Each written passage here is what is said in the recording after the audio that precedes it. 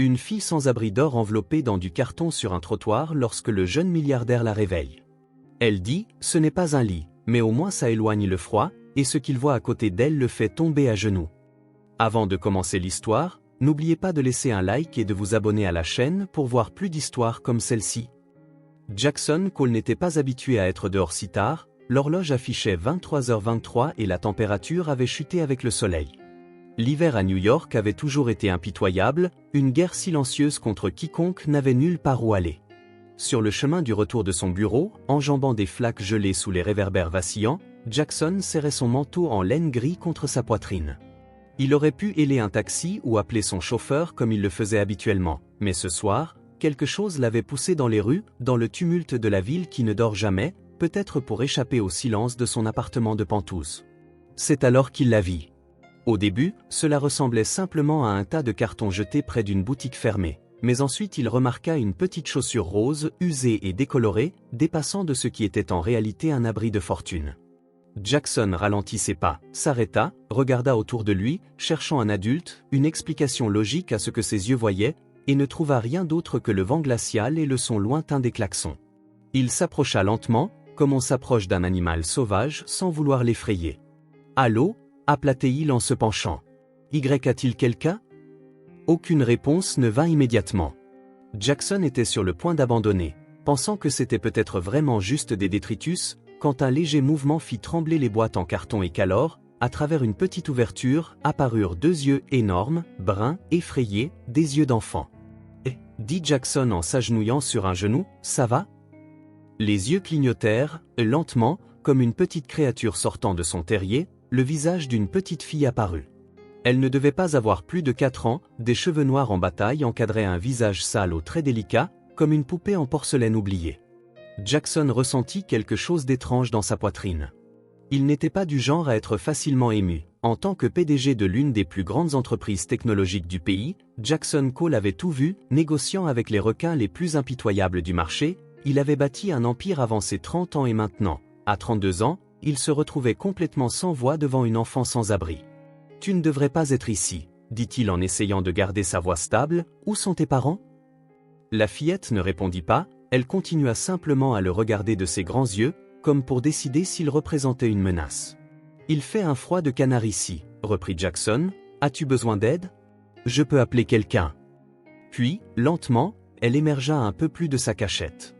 Elle portait un manteau bien trop fin pour la saison et ses petites mains serraient quelque chose contre sa poitrine, un objet que Jackson ne put immédiatement identifier. Lorsqu'elle parla, sa voix était presque un murmure, mais claire comme le son d'une cloche. « Ce n'est pas un lit, mais au moins ça éloigne le froid. » La déclaration, prononcée avec l'innocence brute que seuls les enfants possèdent, frappa Jackson comme un coup de poing au ventre. Ce n'était pas seulement ce qu'elle disait, mais la manière dont elle le disait, sans auto-apitoiement, énonçant simplement un fait, comme si dormir enveloppé dans du carton dans une ruelle était normal pour une fillette de 4 ans. « Comment t'appelles-tu » demanda-t-il en gardant sa voix aussi calme que possible pour dissimuler son choc. « Lily » répondit-elle en le regardant droit dans les yeux. « Lily » répéta Jackson, « je m'appelle Jackson. Que fais-tu ici toute seule ? Où est ta maman ?» Au lieu de répondre, Lily se déplaça, faisant déchirer légèrement le carton, et c'est alors que l'objet qu'elle serrait contre sa poitrine devint visible, une photographie, petite, un peu plissée sur les bords, protégée par une pochette en plastique usée par le temps. Jackson tendit la main lentement. « Puis-je la voir ?» Pendant un instant, Lily hésita, son petit bras se rétracta comme pour protéger son trésor le plus précieux, mais ensuite quelque chose dans les yeux de Jackson la fit changer d'avis. Elle lui tendit la photo. Jackson la prit délicatement, lorsqu'il la retourna, il sentit ses genoux fléchir. Le choc était si grand qu'il trébucha, tombant sur un genou sur le sol froid. Sur la photo, une jeune femme souriait à la caméra, un sourire qu'il connaissait aussi bien que le sien dans le miroir, même après 5 ans sans l'avoir vue. Claire ? Sa sœur, qui avait disparu sans laisser de traces. « Dois-tu ça ?» La voix de Jackson sortit faible, presque inaudible. Lily inclina la tête sur le côté, confuse par sa réaction. « C'est ma maman », dit-elle simplement. Le monde semblait tourner autour de Jackson. C'était impossible. Claire avait disparu il y a 5 ans, après une terrible dispute entre eux. Il avait engagé des détectives, offert des récompenses, fouillé chaque recoin du pays et maintenant, une enfant sans abri sur un trottoir new-yorkais possédait une photo récente d'elle. Ta maman, répéta-t-il, incapable de comprendre l'information. Elle était malade, dit Lily en haussant les épaules, elle m'a dit d'attendre, mais elle n'est jamais revenue. Jackson regarda de nouveau la photo. Il n'y avait aucun doute, c'était bien clair et la photo semblait récente. Sa sœur était vivante, apparemment, elle avait une fille, une nièce. J'avais une nièce, Lily, dit Jackson en luttant pour garder son calme. Depuis combien de temps es-tu ici? Beaucoup de jours, répondit-elle. D'abord, j'ai vécu chez la dame aux cheveux jaunes, mais elle m'a emmené dans un grand endroit avec plein d'enfants. Je n'aimais pas ça, alors je suis parti chercher maman. Un refuge. Elle avait dû fuir un foyer pour enfants. Même le vent glacial ne pouvait refroidir l'esprit de Jackson, qui était submergé de questions. Où était Claire maintenant? Pourquoi sa fille se retrouvait-elle seule dans la rue? Que s'était-il passé? As-tu faim? Demanda-t-il, sachant qu'il devait faire quelque chose de concret tout en essayant de comprendre la situation. Lily hocha timidement la tête. Veux-tu venir avec moi? Nous pouvons aller prendre quelque chose de chaud à manger, un hamburger peut-être. Les yeux de la fillette s'illuminèrent, mais elle cacha rapidement son excitation. Jackson reconnut ce regard, le même qu'il voyait chaque jour dans le miroir. Méfiance, prudence. Tu n'as pas à avoir peur, ajouta-t-il, je veux juste aider. Après un moment d'hésitation, Lily tendit sa petite main pour reprendre la photo. Jackson la lui rendit, remarquant comment elle la pressa immédiatement contre sa poitrine, comme si c'était un talisman. Les hamburgers viennent-ils avec des frites? Demanda-t-elle, sa voix un peu plus forte maintenant. Jackson ne put s'empêcher de sourire. Oui, des frites, plein de frites. Lentement, elle émergea complètement de son abri de carton. Elle était encore plus petite que Jackson ne l'avait imaginé, mince, vêtue de vêtements trop grands pour elle, mais il y avait quelque chose de déterminé dans sa posture, quelque chose de courageux qui ne correspondait pas à quelqu'un d'aussi minuscule. « Tu connais ma maman ?» demanda-t-elle, surprenant Jackson par son discernement. Il prit une profonde inspiration. « Oui, Lily, je la connais. » Ils marchèrent en silence jusqu'à un dîner encore ouvert au coin de la rue. Ce n'était pas un endroit chic, juste l'un de ces petits établissements qui restent ouverts toute la nuit, un refuge pour chauffeurs de taxi, noctambules, parfois, pour ceux qui n'ont nulle part où aller. La serveuse regarda curieusement l'homme en costume coûteux accompagné d'une fillette sale et échevelée, mais ne posa aucune question. New York était une ville pleine d'histoires étranges. Ils s'installèrent à une table dans un coin. Jackson commanda un hamburger complet, des frites et un milkshake au chocolat pour Lily, et pour lui, juste un café. Pendant qu'ils attendaient, il tenta d'organiser ses pensées. Claire, disparue depuis 5 ans, une nièce qu'il n'avait jamais connue, et une fillette seule dans la rue. Rien n'avait de sens. Lorsque la nourriture arriva, Lily fixa l'assiette comme si c'était un trésor, mais elle ne se jeta pas dessus comme Jackson s'y attendait. Au lieu de cela, elle prit une frite avec précaution, presque avec révérence, et en mordit un petit morceau. Jackson observa, fasciné. Ses gestes étaient petits, mesurés, elle mangeait comme quelqu'un qui avait appris à faire durer la nourriture. Entre les frites, elle sirotait son milkshake comme si elle voulait le faire durer le plus longtemps possible. « Tu peux manger autant que tu veux, » dit Jackson, « si tu en veux plus, j'en commanderai. » Elle le regarda, méfiante, puis attrapa le hamburger à 2 mains. Elle mangeait lentement, mâchant chaque bouchée soigneusement avant d'avaler. Le silence fut rompu uniquement par les bruits du dîner ou le cliquetis de la vaisselle, des conversations lointaines, et la radio qui jouait une vieille mélodie. Jackson attendait patiemment, il savait que la presser ne l'aiderait pas. Ce fut après qu'elle eut mangé la moitié du hamburger que Lily commença à parler. « Maman est vraiment tombée malade, » dit-elle en fixant son assiette, elle toussait beaucoup, restait au lit. Jackson hocha la tête pour l'encourager à continuer. Un jour, elle a dit qu'elle irait chercher des médicaments, m'a dit d'être une bonne fille et d'attendre, mais elle n'est jamais revenue. Sa voix était si simple et directe que cela rendait l'histoire encore plus dévastatrice. « Où habites-tu, toi et ta maman ?» Dans une petite chambre avec une vieille dame grincheuse. Quand maman n'est pas revenue, la dame m'a emmené dans un grand endroit, il y avait d'autres enfants et des règles. Elle plissa le nez lorsqu'elle prononça le mot « règle ». Le refuge, murmura Jackson. Je me suis enfui, continua-t-elle en prenant une autre frite. Je voulais retrouver maman. Elle m'a dit de garder la photo en sécurité, c'est important. Et tu l'as gardée très précieusement, dit Jackson en essayant de sourire. Lily hocha la tête, solennelle. J'ai appris à dormir dans de petits endroits. Parfois, des gens gentils donnent à manger, parfois des gens méchants crient. Mais si tu restes vraiment silencieuse, ils ne te voient pas. Jackson sentit une boule se former dans sa gorge. Une fillette de 4 ans ne devrait pas savoir comment se cacher pour survivre dans la rue. Depuis combien de temps ta maman est-elle partie ? Demanda-t-il. Lily haussa les épaules. Beaucoup de jours. D'abord, il y avait des feuilles sur les arbres, puis elles sont tombées. Maintenant, il y a de la glace. Des mois. Depuis au moins l'automne, j'étais seule ou dans des refuges. Tu connais le nom complet de ta maman ?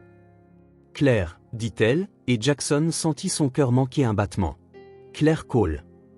Donc, Claire utilisait toujours le nom de famille. Un autre détail qui n'avait aucun sens vu la manière dont ils s'étaient séparés. Lily, dit Jackson en se penchant vers elle, sais-tu ce qui est arrivé à ta maman ? Pourquoi n'est-elle pas revenue ? La fillette baissa les yeux, comme si la réponse était cachée parmi les frites.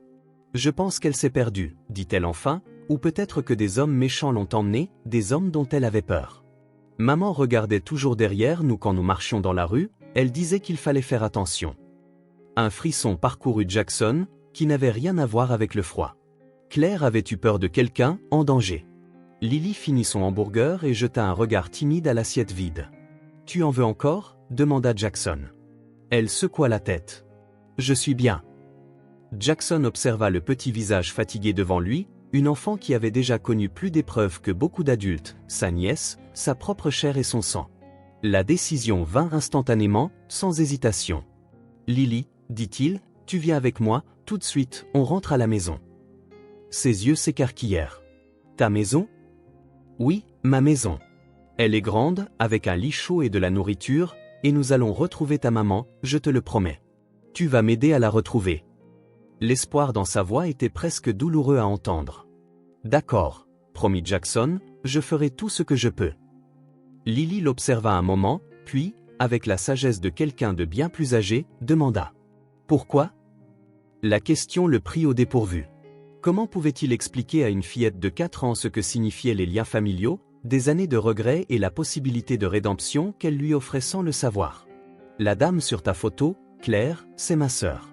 Je suis ton oncle, Lily. » Elle cligna des yeux, assimilant l'information. « Oncle » répéta-t-elle, testant le mot comme dans les livres d'histoire. « Exactement comme dans les livres d'histoire » confirma-t-il. Lily prit la dernière frite, en mordit une de façon réfléchie, puis posa la question que Jackson redoutait. « Si c'est le frère de ta maman, pourquoi ne m'a-t-elle jamais parlé de toi ?» Jackson hésita. Comment expliquer des années de séparation, des mots durs échangés, l'orgueil et l'entêtement qui avaient tenu un frère et une sœur à l'écart pendant si longtemps ? « Parfois, répondit-il prudemment, les gens qui s'aiment beaucoup se disputent et arrêtent de se parler. C'est ce qui est arrivé entre ta maman et moi, mais cela ne veut pas dire que nous ne nous aimons plus. » Lily sembla réfléchir un instant, puis, à la surprise de Jackson, elle tendit sa petite main et toucha la sienne. « Tu as l'air triste, dit-elle, maman était parfois triste aussi. Elle regardait au loin et pleurait quand elle pensait que j'étais endormi. » Ce commentaire simple et direct frappa Jackson comme une flèche dans le cœur. L'image de Claire pleurant seule, avec une jeune fille se cachant de quelque chose ou de quelqu'un, le rendait malade. « Nous la retrouverons, Lily, » promit-il en serrant doucement sa petite main sale, « mais d'abord, nous devons prendre soin de toi. » Il paya l'addition en laissant un pourboire généreux et ils sortirent dans la froide nuit. Jackson enleva son manteau et le plaça sur les petites épaules de Lily. Plié plusieurs fois, il était encore trop grand pour elle. « C'est loin ?» demanda-t-elle en essayant de ne pas bâiller. « Non, ce n'est pas, » répondit-il en remarquant sa fatigue, « veux-tu que je te porte ?» Elle hésita, l'orgueil se mêlant à la fatigue, puis finalement elle étendit ses bras en signe de reddition. Jackson la prit dans ses bras, surpris de sa légèreté. Lily posa sa tête sur son épaule, s'accrochant à lui comme un petit koala, la photo de Claire serrée contre sa main, tandis qu'il marchait vers son appartement, portant son nouveau trésor. Jackson Cole savait que sa vie venait de changer à jamais. Pour la première fois depuis longtemps, il ressentait quelque chose qu'il avait oublié, l'espoir. Le mystère de Claire devrait attendre jusqu'au matin. Pour l'instant, tout ce qui comptait était l'enfant endormi dans ses bras et la promesse silencieuse qu'il s'était faite. À partir d'aujourd'hui, Lily serait en sécurité et il ferait tout pour tenir cette promesse. 3 semaines s'étaient écoulées depuis que Jackson avait ramené Lily chez lui. La première nuit avait été étrange pour eux deux, ils ne savaient pas comment s'occuper d'un enfant, elle se montrait méfiante dans cet appartement trop grand et trop silencieux. La première semaine fut un chaos organisé. Jackson engagea une équipe pour transformer la chambre d'amis en un espace adapté à une fillette de 4 ans. Les murs gris devinrent d'un doux ton d'aqua, de nouveaux meubles furent installés, un lit avec des barrières de sécurité, des étagères basses, des jouets dont il n'avait aucune idée de comment choisir, qu'il acheta sous les conseils enthousiastes de vendeurs souriants. « Depuis combien de temps est-elle avec vous » demanda l'un des conseillers du magasin, pendant qu'il réglait l'addition pour un nombre absurde de peluches. « Pas longtemps, répondit Jackson. Il n'avait pas officiellement enregistré la présence de Lily, pas encore.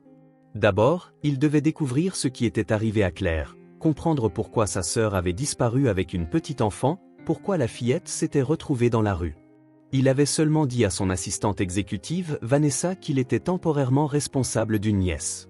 Elle haussa ses sourcils parfaitement dessinés mais ne posa pas de questions inutiles. Elle réorganisa simplement son emploi du temps et engagea un spécialiste du développement de l'enfant pour le guider. Les premiers jours furent difficiles. Lily se réveillait en criant au milieu de la nuit, terrifiée par des cauchemars qu'elle ne pouvait ou ne voulait expliquer. Durant les premières nuits, Jackson se contenta de mots de réconfort depuis l'encadrement de la porte. Le troisième soir, lorsque les pleurs semblaient interminables, il entra enfin, s'assit au bord de son lit et posa maladroitement sa main dans ses cheveux. « Ça va, Lily, tu es en sécurité. » Cela suffit, sa respiration se calma, ses yeux se fermèrent de nouveau. Il resta là jusqu'à être sûr qu'elle s'était rendormie. 23 jours plus tard, une sorte de routine s'était installée entre eux, une danse minutieuse comme des partenaires apprenant encore les pas de l'autre. Au début, Jackson tenait ses réunions en visioconférence depuis son bureau à domicile, guettant les bruits dans l'appartement, inquiet de ce que Lily pourrait faire, même avec la nounou qu'il avait engagée pour la surveiller, mais il réalisa rapidement que Lily était étonnamment indépendante. Ce n'est pas qu'elle n'avait pas besoin de surveillance, elle n'avait que 4 ans, mais il y avait en elle une autosuffisance inhabituelle pour son âge, résultat de tout ce qu'elle avait traversé en si peu de temps. Un matin, après avoir terminé un appel vidéo, il sortit de son bureau et trouva Lily assise au milieu du salon, entourée de feuilles de papier. Elle dessinait avec intensité, la langue dépassant par le coin de sa bouche, ses petits doigts agrippant un crayon. « Qu'est-ce que tu dessines » demanda-t-il en s'agenouillant pour voir. Lily leva fièrement le papier. C'était un dessin de 2 bonhommes allumettes, l'un petit évidemment elle-même et l'autre plus grand, portant ce qui ressemblait à un costume. « C'est moi et toi, Jacques. » C'était la première fois qu'elle abréguait son nom. Jackson sentit quelque chose de chaleureux éclore dans sa poitrine, une sensation qu'il ne pouvait nommer. « Jacques » répéta-t-il sans la corriger. Après cela, c'était devenu une routine. Chaque matin, après ses appels précoces, il trouvait le temps de s'asseoir sur le sol du salon et de dessiner avec elle, d'abord de simples gribouillis, puis il se surprit à dessiner des maisons, des arbres, des personnes et des animaux pour divertir sa petite compagne. « Tu dessines vraiment bien », lui dit-elle un jour en admirant l'éléphant qu'il avait esquissé. Jackson rit. « En fait, j'étais nul en cours d'art à l'école. » Lily fronça les sourcils, confuse. « C'est quoi, un cours d'art ?» Et ainsi, sans s'en rendre compte, il commença à lui parler de son enfance, de petites histoires, de fragments de souvenirs dont il ignorait qu'il se souvenait encore. Les cours d'art du samedi que ses parents l'obligeaient à suivre, le professeur à la moustache épaisse qui sentait toujours la peinture, comment Claire, 3 ans plus jeune, créait les plus beaux tableaux pendant qu'il peinait à tracer des lignes droites. Il ne mentionna jamais que Claire était la maman de Lily, la fillette ne demanda jamais et il n'en parla pas. C'était comme s'ils partageaient un accord tacite. Peu à peu, entre dessins et conversations informelles, les matins devinrent quelque chose que Jackson attendait avec impatience. Les soirées prirent elles aussi leur propre routine. Jackson remarqua qu'il rentrait plus tôt, non par obligation mais parce qu'il le voulait. Avant, le Penthouse n'était qu'un lieu pour dormir. Maintenant, il semblait plus léger, bien qu'il ne pût expliquer pourquoi. Il commença à apporter de petits cadeaux pour Lily, pas des choses coûteuses, car il avait vite appris que l'extravagance la mettait mal à l'aise, un livre aux illustrations colorées, un puzzle, une boîte de crayons de meilleure qualité que les précédents. Le puzzle devint un autre rituel. Après le dîner, ils étalaient les pièces sur la table basse et le résolvaient ensemble. Au début, il s'agissait de puzzles simples de 20 ou 30 pièces, mais Jackson remarqua que Lily découvrait rapidement les motifs, alors il commença à apporter des puzzles plus complexes. Elle se révéla exceptionnellement douée. « Comment fais-tu si vite ?» demanda-t-il un soir, après qu'elle eut trouvé 3 pièces assorties d'affilée. Lily haussa les épaules. « Je regarde juste les couleurs qui correspondent. Mais ce n'était pas tout, c'était une aptitude pour les motifs, pour voir ce que les autres ne voyaient pas. Jackson nota mentalement de chercher des écoles qui favoriseraient ce genre d'intelligence quand le moment viendrait, comme s'il l'imaginait déjà, comme s'il la voyait comme une partie permanente de sa vie. Un samedi pluvieux, après avoir passé la matinée à travailler sur un puzzle de 500 pièces, il la trouva, regardant tristement par la fenêtre. « Tu veux faire quelque chose de différent aujourd'hui » demanda Lily en se tournant vers lui, pleine d'espoir. « Peut-on regarder des dessins animés ?» Jackson se rendit compte qu'en dépit d'avoir acheté beaucoup de jouets, il n'avait jamais allumé la télé pour elle, non pas parce qu'il avait des règles strictes, mais tout simplement parce qu'il n'y avait jamais pensé. « Bien sûr, » dit-il en prenant la télécommande. « Quels dessins animés aimes-tu » Elle haussa les épaules. « Je ne sais pas. » Au refuge, il n'y en avait qu'un sur un lapin. Jackson feuilleta les chaînes pour enfants, mais rien ne semblait capter son attention. Puis il eut une idée. « Attends ici, » dit-il. Il alla à son bureau et ouvrit une boîte qu'il n'avait pas touchée depuis des années. À l'intérieur se trouvaient d'anciens DVD de son enfance, qu'il avait gardés pour des raisons sentimentales qu'il n'admettait jamais. Il revint avec un boîtier poussiéreux et montra à Lily. « C'était mon dessin animé préféré quand j'avais ton âge. » Les yeux de Lily s'illuminèrent dès le début. C'était ancien, avec une animation plus simple selon les standards modernes, mais il possédait un charme qui transcendait le temps, une histoire sur une famille d'ours explorant des forêts magiques. « Le petit ours te ressemble » dit soudain Lily en pointant l'écran. Jackson rit. « Pourquoi penses-tu cela » Il avait l'air sérieux, mais il n'était pas méchant, il ne savait tout simplement pas comment sourire correctement. Cette observation, si simple, le prit de court. Est-ce ainsi qu'elle le voyait ? Comme quelqu'un qui ne sait pas sourire. Cet après-midi-là, ils regardèrent 3 épisodes d'affilée. Jackson fut surpris de se rendre compte qu'il se souvenait de chaque détail, même des répliques. Lily se blottit contre lui sur le canapé, riait aux moments opportuns, posait des questions auxquelles il ne savait parfois pas répondre. Pourquoi le grand ours n'a-t-il pas d'amis ? Pourquoi le renard ment-il toujours ? Les ours trouveront-ils la montagne magique ? Jackson répondit du mieux qu'il put, réalisant qu'il répétait inconsciemment des explications que sa propre mère lui avait autrefois données, ainsi qu'à Claire, il y a des décennies. Après ce jour, le plus grand changement survint. C'est alors que Jackson comprit qu'il n'hébergeait pas seulement Lily, il construisait une nouvelle vie avec elle. Un soir, il rentra tard d'une réunion. Il avait dit à Lily qu'il serait rentré après son coucher et avait demandé à la nounou de rester jusqu'à son arrivée. Mais en entrant, il trouva la nounou endormie dans un fauteuil et Lily étendue sur le canapé, un livre d'histoire ouvert sur sa poitrine. Il congédia discrètement la nounou et resta là, regardant Lily dormir. Elle avait l'air si petite, si vulnérable. La pensée qui le hantait depuis des semaines revint. Et si je ne l'avais pas trouvée cette nuit-là ? Combien de temps de plus aurait-elle survécu dans la rue ? Il prit une couverture légère et la couvrit doucement. Il s'apprêtait à partir lorsqu'il entendit une voix endormie. « J'aime vivre ici avec toi, Jacques. » Il se figea, incertain de comment répondre. En se retournant, il vit que ses yeux étaient de nouveau fermés. Elle avait parlé dans son sommeil, ou presque. Poussé par une impulsion inexplicable, Jackson s'assit par terre près du canapé. Il resta là, observant le visage paisible de Lily, ressentant quelque chose qu'il n'avait jamais éprouvé auparavant. C'est à cet instant, en voyant sa poitrine se soulever et s'abaisser avec de douces respirations, qu'il comprit la vérité. Tout l'empire qu'il avait bâti, tout l'argent accumulé, ne signifiait rien comparé à cela. Cet enfant, qui était entré dans sa vie dans des circonstances impossibles, valait plus que n'importe quelle fortune. Le dimanche suivant, il décida qu'ils avaient besoin d'une sortie. Le temps était clément, un rare jour ensoleillé après une semaine de pluie, et le parc semblait être le choix évident. « Je ne suis jamais allé dans un parc », dit Lily pendant qu'il l'aidait à lasser ses chaussures. Jackson sentit ce pincement familier. Chaque nouvelle découverte concernant la vie restreinte de Lily le faisait souffrir d'une nouvelle manière. « Alors tu vas adorer », promit-il. Il y a des balançoires, des toboggans et un étang avec des canards. Il s'habilla de façon décontractée, en jean et un simple t-shirt, chose qu'il portait rarement. Ils s'y rendirent, sa petite main fermement dans la sienne. Lily avait les yeux écarquillés, pointant des chiens, des marchands de ballons, un groupe de musique de rue.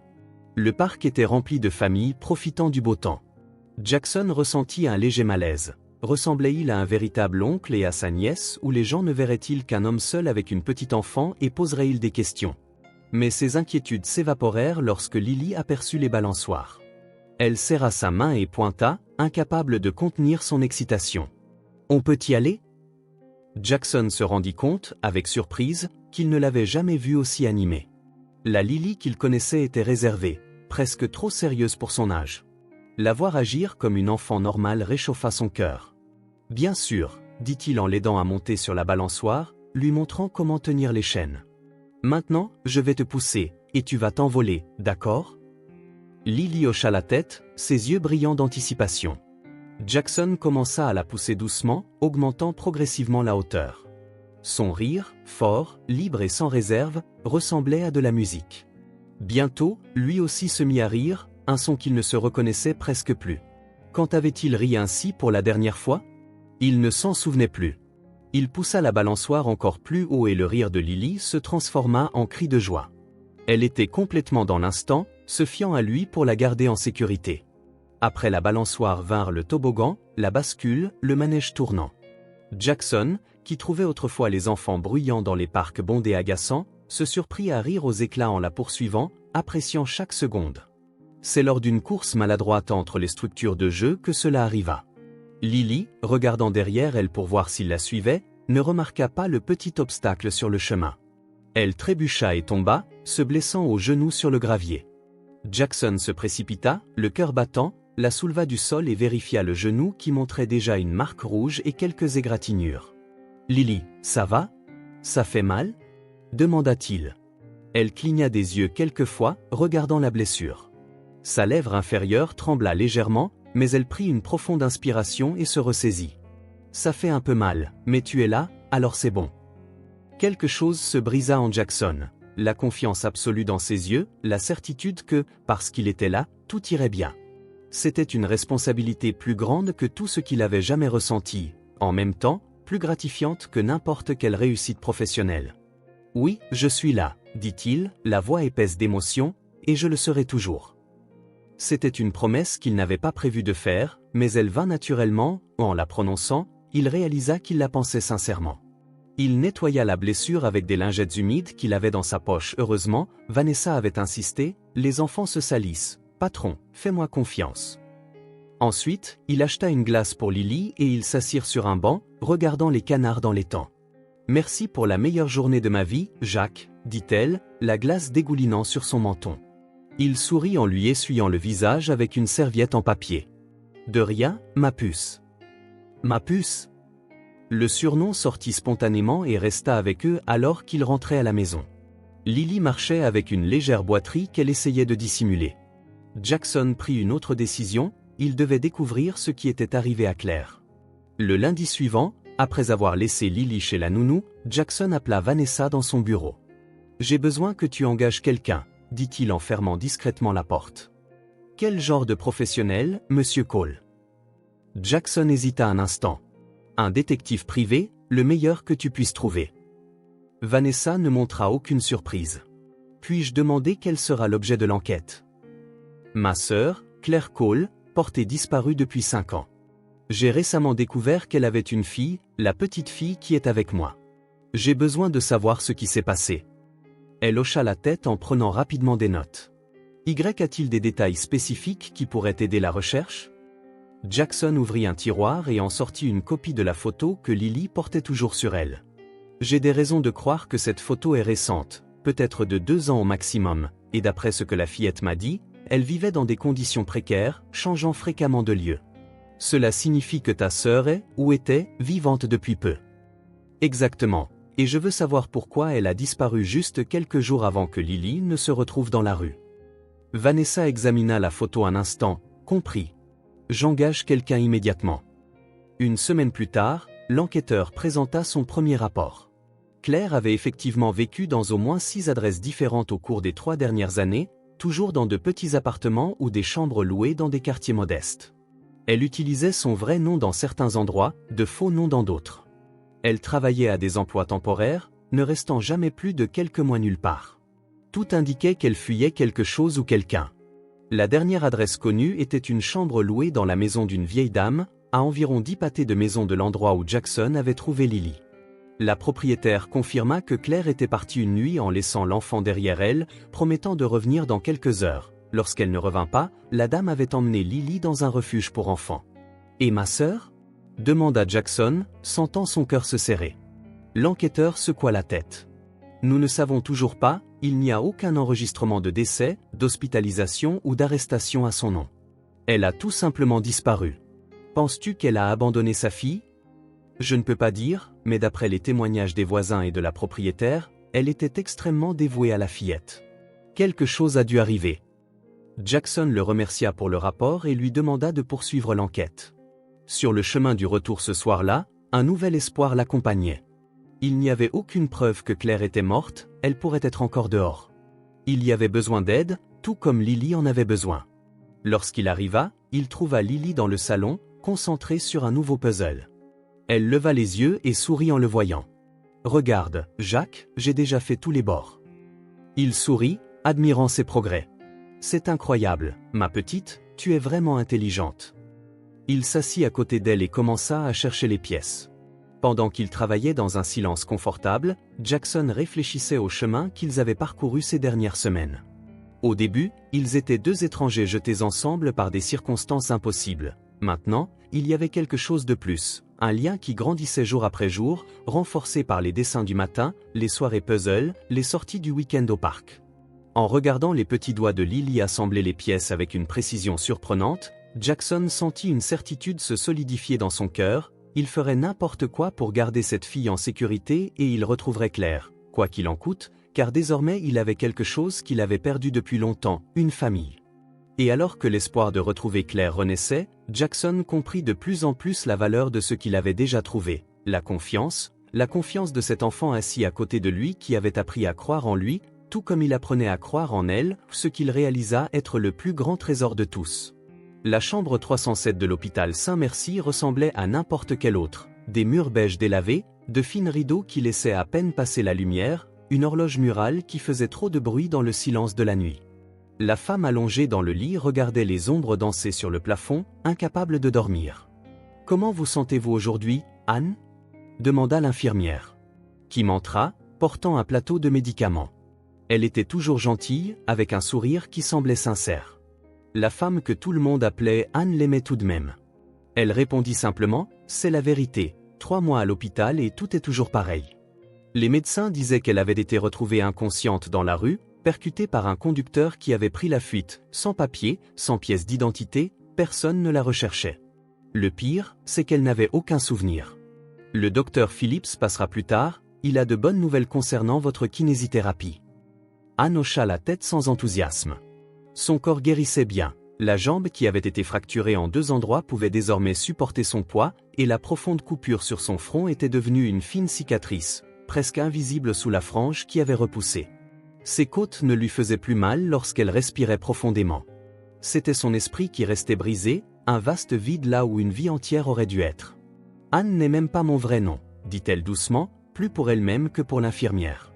Kim se figea, la regardant avec compassion. « C'est juste temporaire, jusqu'à ce que nous découvrions qui vous êtes. » Mais toutes deux savaient que les chances s'amenuisaient chaque jour qui passait. Aucune photo sur les affiches de personnes disparues, aucune correspondance dans la base de données de la police, personne ne recherchait une femme d'environ 30 ans, aux cheveux bruns et aux yeux clairs. Pour le monde extérieur, elle n'existait tout simplement pas. La seule chose qu'elle avait, c'était les cauchemars, toujours les mêmes, traverser une rue sombre, en jetant un coup d'œil par-dessus son épaule comme si quelqu'un la suivait, puis des phares apparaissant de nulle part, l'aveuglant, le bruit des pneus crissant sur l'asphalte et le cri, son propre cri, avant que tout ne devienne noir.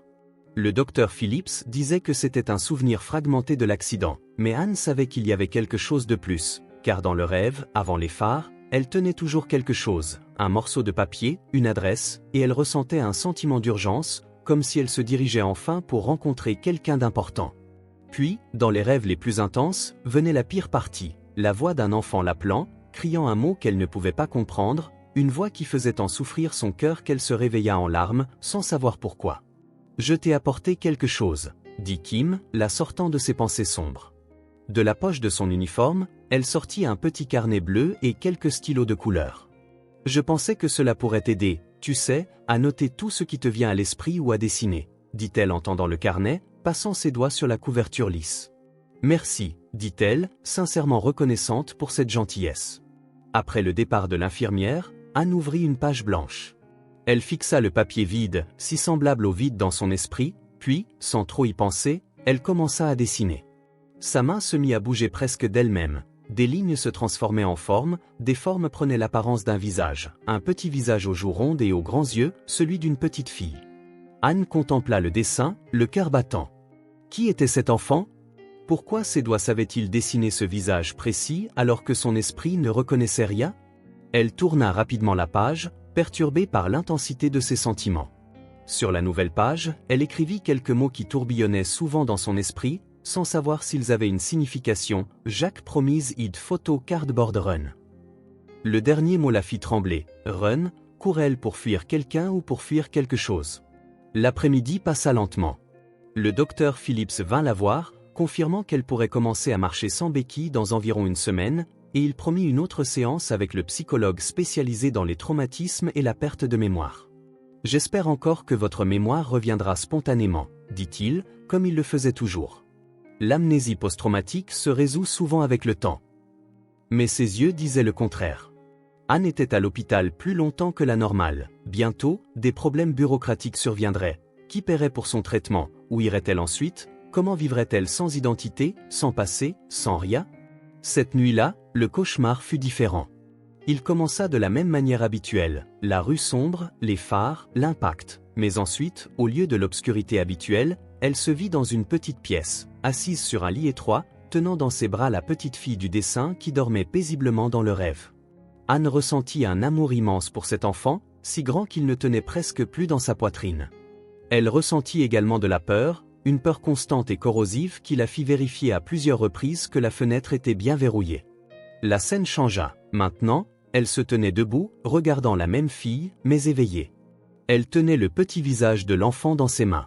« Tu dois toujours garder ceci avec toi, c'est très important. Si quelque chose t'arrive, montre-le à quelqu'un qui peut t'aider. » Dans le rêve, Anne tendit à l'enfant quelque chose, une photo.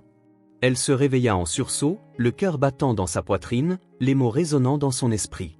Ce n'était pas simplement un rêve, c'était un souvenir, elle en était sûre. « J'ai une fille », murmura-t-elle dans la pièce vide. La révélation la frappa comme une avalanche. Une fille, une petite enfant qui comptait sur elle, une enfant qui pourrait être seule quelque part, se demandant pourquoi sa mère n'est jamais revenue. « Oh mon Dieu !» Anne se couvrit la bouche, se sentant mal. « Je l'ai abandonnée ? Non, ce n'était pas intentionnel, elle devait revenir. L'accident est arrivé et maintenant, elle ne connaissait même pas le prénom de sa fille ni où la trouver. La panique la saisit, l'étouffant. Elle jeta les couvertures et essaya de se lever, bien qu'elle sache qu'elle n'avait nulle part où aller. Où chercherait-elle? Comment trouverait-elle une enfant dont elle ne connaissait le visage que par des rêves et des dessins? La porte s'ouvrit et l'infirmière de nuit se précipita, alertée par des changements sur les moniteurs. « Anne, ça va?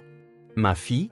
parvint-elle à articuler entre de courts et douloureux souffles. « J'ai une fille. » L'infirmière l'aida à se recoucher, tentant de la calmer. « Je vais appeler le médecin. »« D'accord, respire profondément. » Une fois seule de nouveau, Anne saisit le carnet sur la table de chevet et se tourna vers le dessin qu'elle avait réalisé. Elle fixa le visage de la fille, comme si sa seule volonté pouvait lui faire se souvenir du prénom de l'enfant. « Qui es-tu » murmura-t-elle au dessin. « Où es-tu maintenant ?» Des larmes silencieuses coulèrent sur ses joues. Un autre fragment émergea du brouillard dans son esprit, une adresse, incomplète mais réelle, un lieu vers lequel elle s'était dirigée cette nuit-là. Anne prit un stylo et écrivit dans le coin de la page, 82 Park Avenue. C'était tout, pas de numéro d'appartement, aucun autre détail, mais c'était un début. Cette nuit, alors que le léger sédatif faisait effet et lui permettait enfin de dormir, Anne fit une promesse silencieuse à la petite fille sans nom de ses rêves. Elle se souviendrait, elle retrouverait son chemin d'une manière ou d'une autre, elle retrouverait sa fille, peut-être, en la retrouvant, se retrouverait elle-même. À l'orée de la conscience et du rêve, un autre mot lui parvint, tel un murmure lointain, Lily. Elle tenta de s'y accrocher, de le répéter, mais le sommeil était trop puissant. Ainsi, la femme sans nom continua de rêver de la petite fille qui pourrait encore l'attendre quelque part. 2 mois s'étaient écoulés depuis que Lily était entrée dans la vie de Jackson. Le Penthouse, qui ressemblait plus à une maison témoin qu'à un véritable lieu de vie, était désormais vivant. des dessins colorés sur le réfrigérateur, des jouets soigneusement rangés dans des boîtes autour du salon, une petite paire de baskets à côté de ses coûteuses chaussures italiennes à l'entrée, des changements subtils qui signifiaient tout. L'automne était arrivé, apportant des vents plus froids et des feuilles dorées que Lily aimait collectionner lors de leur promenade au parc. Jackson avait instauré une routine le dimanche. Il se réveillait tôt, prenait le petit déjeuner dans une boulangerie à proximité, puis passait des heures au parc, quel que soit le temps. « Regarde celui-ci, Jacques !» cria Lily en courant vers lui, tenant une feuille rouge parfaite. « C'est la plus grosse de toutes. » Jackson sourit, s'agenouillant pour examiner son trésor. « Wow, c'est vraiment spécial, gardons-la dans ton livre, d'accord ?» Lily hocha la tête en plaçant soigneusement la feuille dans un petit sac qu'elle emportait pour sa collection. Elle avait tellement changé ces dernières semaines. Ses yeux ne reflétaient plus cette peur constante, son rire venait plus facilement. Surtout, elle dormait toute la nuit sans cauchemar. Lors de la première semaine, Jackson se précipitait dans sa chambre au moins 2 fois chaque nuit, réveillé par ses cris de terreur. Désormais, les nuits étaient paisibles. Comme le disait Madame Martinez, la nourrice qui s'occupait de Lily pendant qu'il travaillait, cette fille se sent enfin en sécurité. La sécurité, c'était quelque chose que Jackson n'avait jamais vraiment apprécié auparavant, il avait toujours vécu pour le risque, pour les succès, pour le défi suivant. Désormais, créer un environnement sûr pour Lily était devenu sa priorité. Lorsqu'ils rentrèrent à la maison ce dimanche après-midi, ils trouvèrent Madame Martinez dans la cuisine, préparant un rôti. « Parfait timing », sourit-elle, « ce sera prêt dans 10 minutes. » « Merci de faire cela pendant ton jour de congé, » dit Jackson. L'ancienne femme haussa les épaules, « J'aime cuisiner pour vous tous. D'ailleurs, cette petite a besoin de vrais repas, pas seulement des plats à emporter que tu commandes toujours. » Jackson ne pouvait pas contredire Lily, il utilisait à peine la cuisine maintenant. Grâce à Madame Martinez, il y avait des repas faits maison presque tous les jours, et Lily, qui mangeait peu et lentement, comme si elle voulait faire durer la nourriture, avait désormais un appétit sain. Après le dîner, ils se dirigèrent vers le salon. Il était temps pour leur routine nocturne préférée. Jackson lisait des histoires pendant que Lily écoutait, blottie sur ses genoux. « Lequel ce soir, ma chérie ?» demanda-t-il. Lily sortit un nouveau livre de l'étagère. Jackson avait commencé à apporter un livre différent tous les 2 jours, amassant rapidement une impressionnante bibliothèque pour enfants. « Celui-ci, » dit-elle en pointant du doigt la couverture colorée d'une histoire à propos d'une fille qui avait une étoile pour amie. Ils s'installèrent sur le grand canapé, Lily se pelotonnant contre lui comme un chaton, ses cheveux parfumant le shampoing à la fraise. Jackson commença à lire, changeant de voix pour chaque personnage, exactement comme elle aimait. Pendant qu'il lisait, son esprit dériva sur combien sa vie avait changé. Les longues heures au bureau, les dîners d'affaires qui s'étiraient aux petites heures du matin, les voyages soudains, tout cela appartenait désormais au passé. Maintenant, il rentrait chez lui avant 18 heures, sans exception. Pendant les réunions, il gardait son téléphone à portée de main au cas où Madame Martinez aurait besoin de lui. Même Vanessa, son assistante, avait remarqué le changement. « Je ne t'ai jamais vu refuser une vidéoconférence à 21 heures, dit-elle un matin. Cette petite fille fait des miracles. » Et c'était vrai, Lily avait transformé non seulement son appartement, mais aussi ses priorités, ses valeurs, son identité. L'enquêteur continuait de chercher clair, mais les pistes se faisaient rares. Jackson commençait à accepter qu'il ne découvrirait peut-être jamais ce qui était réellement arrivé à sa sœur, mais il était déterminé à honorer sa mémoire en prenant soin de Lily comme si elle était sa propre fille.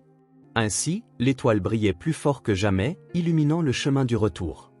Jackson lut la dernière ligne et ferma le livre. Lily resta silencieuse, pensive. « Penses-tu que les étoiles peuvent nous aider à retrouver des personnes ?» demanda-t-elle. Soudain, la question fit se serrer le cœur de Jackson. « Quelle personne, ma chérie ? Comme maman ?» Jackson posa le livre de côté et ajusta Lily sur ses genoux pour la regarder dans les yeux. « Nous faisons tout ce que nous pouvons pour la retrouver. Souviens-toi, je t'ai parlé de cet homme spécial qui la recherche. » Lily hocha la tête, puis demanda. « Et s'il ne la trouve pas ?» C'était la première fois depuis des semaines qu'elle évoquait directement sa mère. Jackson choisit ses mots avec soin. « Alors nous continuerons à être une famille, toi et moi, et nous continuerons à aimer ta maman, même si nous ne savons pas où elle se trouve. » Lily réfléchit, ses petits doigts tripotant le bouton de sa chemise, puis soudain, elle se pencha en avant, enroulant ses bras autour de son cou dans une étreinte serrée. « Je t'aime, Jacques », murmura-t-elle, ses mots étouffés contre son épaule. C'était la première fois qu'elle le disait. Jackson sentit ses yeux se remplir de larmes. « Je t'aime aussi, ma chérie, répondit-il d'une voix rauque, tellement. Ils restèrent ainsi un long moment, enveloppés dans le silence réconfortant de la nuit. Lorsque Lily se détacha enfin, une nouvelle sérénité brillait dans ses yeux, comme si elle avait pris une décision importante. « Maman m'a dit quelque chose, » dit-elle doucement, comme si elle partageait un secret. Elle a dit que si quelque chose arrivait, je devrais bien garder la photo, parce que l'homme qui y figure avait des yeux gentils. Jackson se figea. Était-ce l'homme sur la photo lui-même, debout à côté de Claire, lors du dernier Noël qu'ils avaient passé ensemble avant leur grande dispute? Elle a dit cela à mon sujet, parvint-il à demander, à peine capable de former des mots. Lily hocha la tête solennellement. Elle regardait souvent la photo. Parfois, pleura-t-elle, elle a dit qu'un jour, elle te reverrait. Ces mots frappèrent Jackson comme un éclair. Claire avait gardé sa photo toutes ces années. Elle avait parlé de lui à Lily. Elle avait prévu de le chercher. À cet instant, les ponts invisibles reliant passé et présent, perte et réunion, désespoir et espoir semblèrent se matérialiser devant ses yeux. Claire avait envoyé Lily vers lui, non pas intentionnellement peut-être, mais l'univers avait complété le plan qu'elle n'avait pas pu mener à bien. « Merci de me l'avoir dit » Jackson en embrassant le haut de la tête de Lily.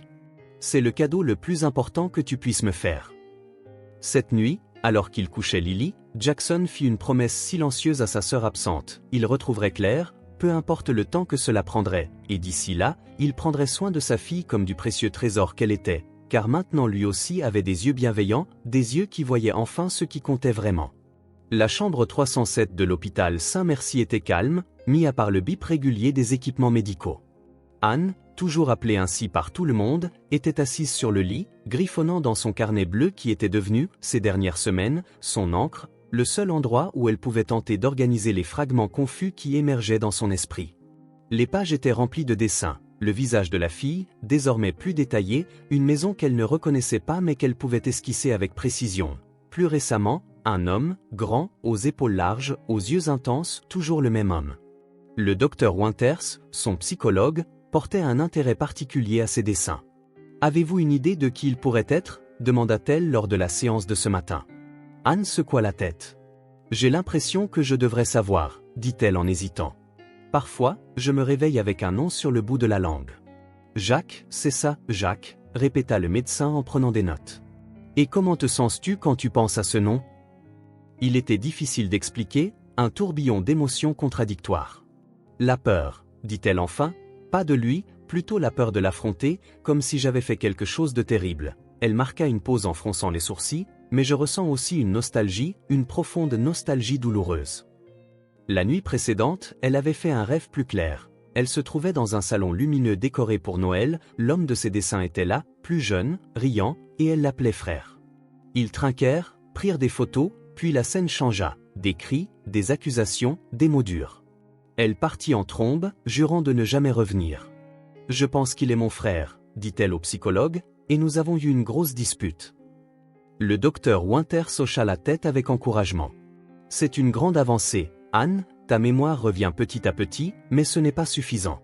Tu ne connais toujours pas ton vrai nom, tu ne sais pas où trouver ta fille, parce que maintenant tu es absolument sûr que la fille de tes dessins est ton enfant, et si cet homme est vraiment ton frère, pourquoi as-tu à la fois peur de lui et le désir désespéré de le voir ? Il y a quelque chose qu'on appelle le blocage émotionnel, expliqua le médecin. Parfois, lorsqu'un souvenir est trop douloureux, notre cerveau le bloque, même si nous commençons à récupérer d'autres souvenirs. Anne pensa aux sentiments qui la hantaient, cette vigilance constante, le fait de jeter un œil derrière elle, la peur d'être retrouvée. Elle avait fui quelqu'un, peut-être était-ce pour cela que, même avant l'accident, elle cachait certains souvenirs à elle-même. Cet après-midi-là, après la kinésithérapie, Anne s'assit près de sa fenêtre, regardant les gens aller et venir dans la rue en contrebas. Son corps était presque entièrement guéri, bientôt elle serait sortie, et alors, où irait une femme sans nom, sans papier, sans passé ? Plus important encore, comment retrouverait-elle sa fille ? Elle ferma les yeux, essayant de forcer le souvenir, elle devait se souvenir, elle devait. C'est alors que le mot surgit, clair comme le jour, Cole. Ses yeux s'ouvrirent brusquement, son cœur battant la chamade. Cole, son nom de famille, ou peut-être le sien, celui de son frère. Elle attrapa le carnet et écrivit Jacques Cole. Elle fixa le nom, ressentant une étrange familiarité. Oui, c'était ça. Jack Cole était son frère et son propre nom devait également être Cole. Claire. Elle murmura dans la pièce vide, Claire Cole. Le nom s'emboîtait parfaitement, comme une pièce de puzzle s'enclenchant dans son esprit fragmenté. Claire, elle était Claire. Elle alluma la petite télévision de la pièce, zappant frénétiquement à travers les chaînes. Elle cherchait désespérément des informations sur une femme disparue nommée Claire Cole ou sur un homme d'affaires nommé Jackson Cole, car d'une manière ou d'une autre, elle savait que Jack était le diminutif de Jackson. Elle ne trouva rien et éteignit la télévision, frustrée mais aussi étrangement soulagée. S'il n'y avait pas de nouvelles, peut-être que personne ne la recherchait, peut-être que c'était plus sûr ainsi. Cette nuit, après que les infirmières eurent fait leur ronde, Claire, plus âne dans son propre esprit, ouvrit la dernière page de son carnet et commença à écrire une lettre. « Jack, je ne sais pas si tu liras jamais ceci, je ne suis même pas sûr de te retrouver un jour, mais écrire m'aide à organiser les pensées qui reviennent enfin. Je me souviens de notre dernière rencontre, des choses terribles que nous nous sommes dites l'un à l'autre. Tu avais raison sur bien des choses. Je ruinais ma vie, je m'étais mêlé à des gens dangereux, j'étais perdu. Ce que tu ne savais pas, ce que je savais à peine moi-même à l'époque, c'est que j'étais déjà enceinte ce soir-là, et c'était pour elle, pour Lily, que j'ai finalement trouvé la force de changer. Mais le passé ne nous laisse pas partir si facilement, n'est-ce pas? Les personnes que je connaissais, les dettes que j'ai accumulées, les erreurs que j'ai commises, elles m'ont toutes poursuivi pendant des années. J'ai vécu en fuite avec ma fille, changeant de ville, changeant de nom, toujours en regardant derrière moi. J'ai pensé à toi de nombreuses fois. J'ai même conduit près de ton immeuble une fois, mais je n'ai pas pu me résoudre à monter. Comment pourrais-je demander pardon après tout ce temps? Comment pourrais-je me présenter avec une nièce dont tu n'as jamais entendu parler? Maintenant, après l'accident, je ne sais même pas où se trouve Lily. J'ai l'impression d'avoir échoué en tant que mère, en tant que sœur, en tant que personne. Je suis tellement effrayé, Jacques.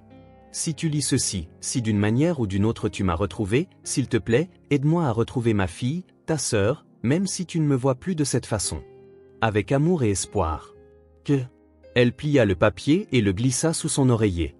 Il n'y avait aucun moyen de l'envoyer, bien sûr, mais l'écrire lui faisait sentir qu'elle se rapprochait de son frère, d'une certaine manière, d'elle-même.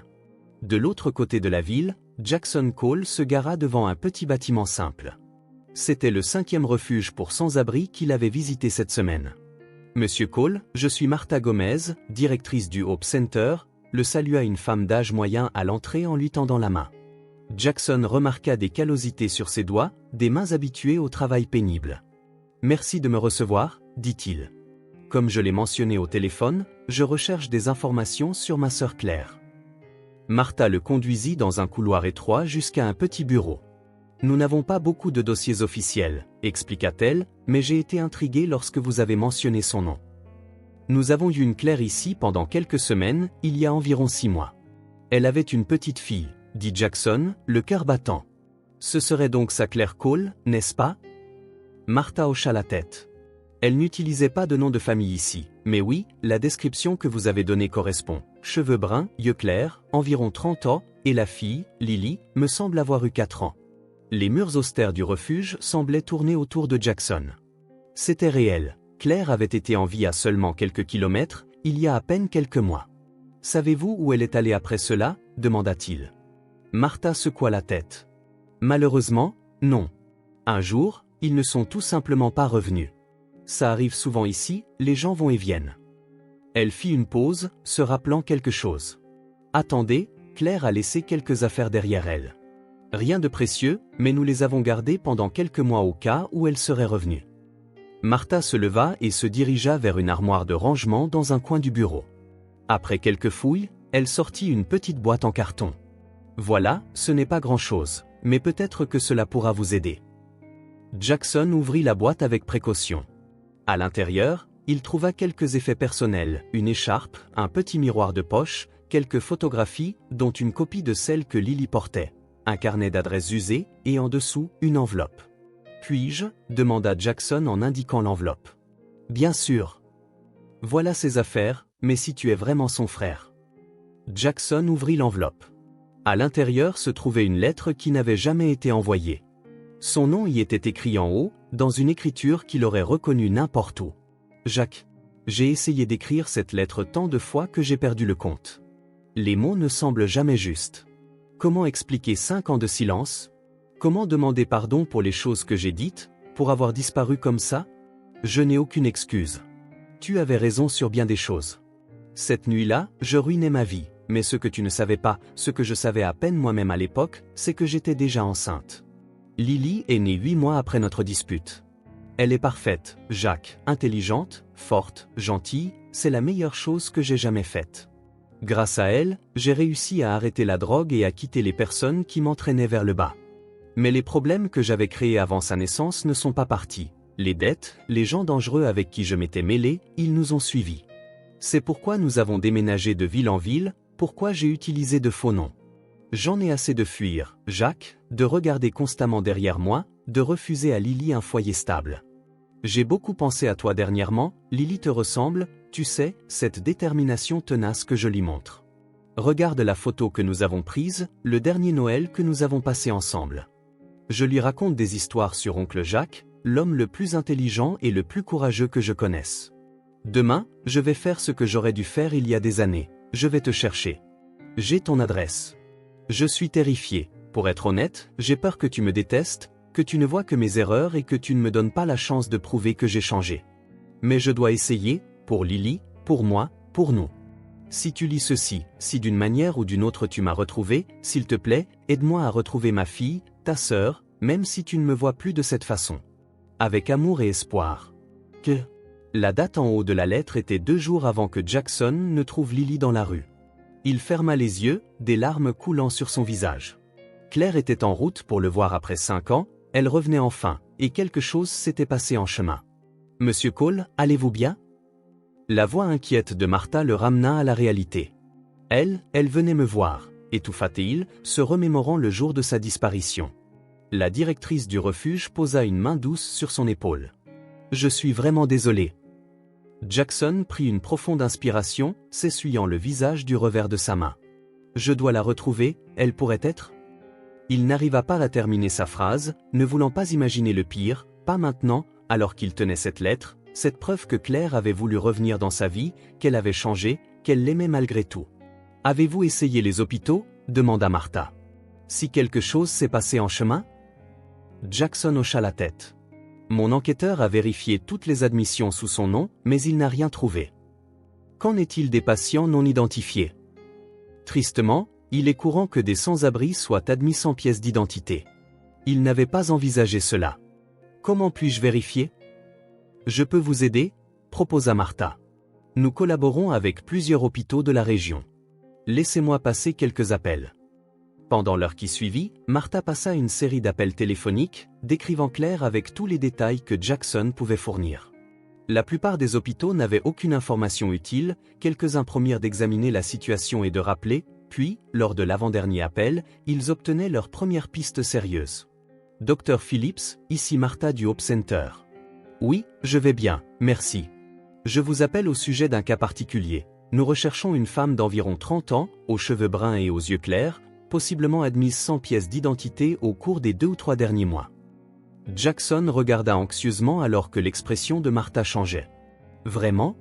Depuis combien de temps est-elle là? » Amnésie post-traumatique, je comprends. Oui, j'ai quelqu'un ici qui pourrait être un proche.